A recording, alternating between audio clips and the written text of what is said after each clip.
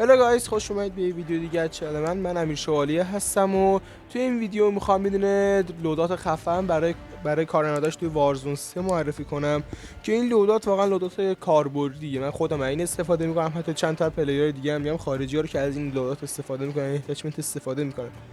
اتچمنت خوبیه واقعا. تفنگ کارناداش و گان کارناداش رو واقعا یکم بهتر میکنه، رنجش رو میبره بالاتر، یکم ریکویل کنترلش رو میبره بالا، کلا یکم چجوری میگن آپگریدش میکنه دیگه. یه دونه اتچمنتیه که میتونید باهاش انمی ها رو وان شات همین تو شات کنید، میتونید با وان شات ناکشون کنید، با شات دوم داونشون کنید. واسه شروع اول میریم سراغ مازل. واسه مازل سونیک سوپر سور ال اینو انتخاب میکنید، همون اول هم هستش که زیاد تغییری به وجود نمیاره. خب فقط یه ذره رنج گانتون رو میبره بالا. واسه برل این آخریه اسمش هم طولانی حقیقتش رو بخوای، آخر اسمش هم 762 لانگ برله. اینو انتخاب میکنید، این رنج گانتون رو میبره بالا. اوکیه، رنج واقعا توی واسه این گان رنج چیز مهمیه. واسه آندر برل میایم اینجا اینه هاشش یه دونه بیپود ویناین گریپ هستش. خب که این ریکول کنترلتون رو میبره بالا. وقتی که با استایپ شات میزنید چجوری میگن ایمتون زیاد تکون نمیخوره، بعد میتونید خیلی راحت دوباره به همونجا برگردید. خلاصه که میتونید هدشات های خوبی باش بکنید دیگه. واسه گلوله همین دومو برم داریم، مثلش بلنده، آخرش های گرین گراوندزه. اوکی که همین دوم هم هستش، زیاد چیز نیستش، همین نمیخواد دارید ته اینو برمیدارید که این یکم دمیج رنج رو میبره بالا.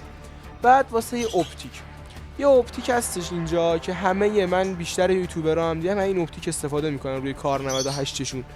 این اپتیکه، اسمش رنج کالر وی 3.14 اپتیکه.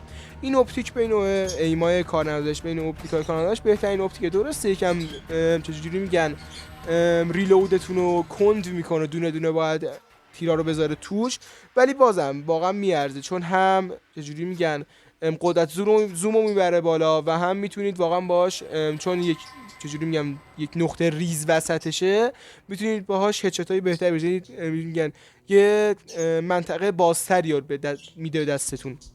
اینو قرار میدیم. این شد الان از کار 98 ما که واقعا کار 98 خوبیه. من دیدم چند تا پلیرهای معروف هم استفاده میکنن. رنجش که رفت بالا، ریکول کنترلش رفت بالا، دمیجش هم یه ذره رفت بالا.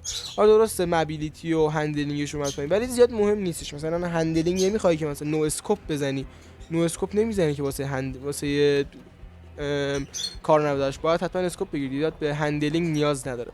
مرسی که تا آخر این ویدیو همراه من بودید. اگه از این ویدیو خوشتون اومد لطفاً لایکش کنید، کامنت انگلیسی بذارید که کامنتتون نپره، و اگه زحمتی نیستش چنل منو به دوستانتون معرفی کنید که بریم بالا، ایشالله که یه کامیونیتی خوب در کنار هم داشته باشیم. تا ویدیوی بعد، پیس اوت.